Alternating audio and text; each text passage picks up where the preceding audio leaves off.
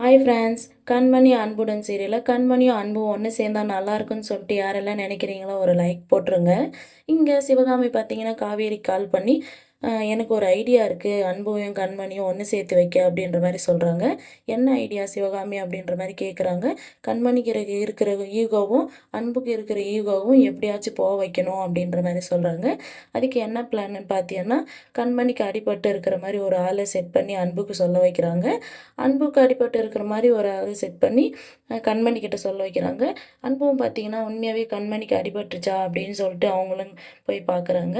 கண்மணியும் பார்த்தீங்கன்னா அன்புவை பார்க்குறாங்க. அன்பு அங்கே இல்லாதனாரும் ஒரு வேளை உண்மையாகவே அடிபட்டு இருக்குமா அப்படின்னு சொல்லிட்டு அவங்க சொன்ன ஹாஸ்பிட்டல் போய் பார்க்குறாங்க. அங்கே பார்த்தீங்கன்னா அன்பும் இருக்காங்க. அன்பு பார்த்தீங்கன்னா கண்மணியும் பார்க்குறாங்க. ஒன்றும் ஆகலையா, நல்லா இருக்கியா, ஒன்றும் ஆகலை தானே அப்படின்ற மாதிரி அன்பும் கண்மணியை கேட்குறாங்க. கண்மணியும் பார்த்தீங்கன்னா உங்களுக்கு ஒன்றும் ஆகலையா அப்படின்ற மாதிரி கேட்குறாங்க.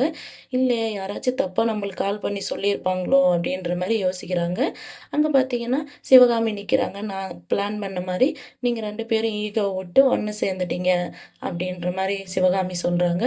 சிவகாமியோட பிளானில் கண்மணியும் அன்பும் உண்மையாகவே ஒன்று சேருவாங்களா என்னன்றதை நம்ம வெயிட் பண்ணி பார்க்கலாம். வெயிட் பண்ணுங்கள்.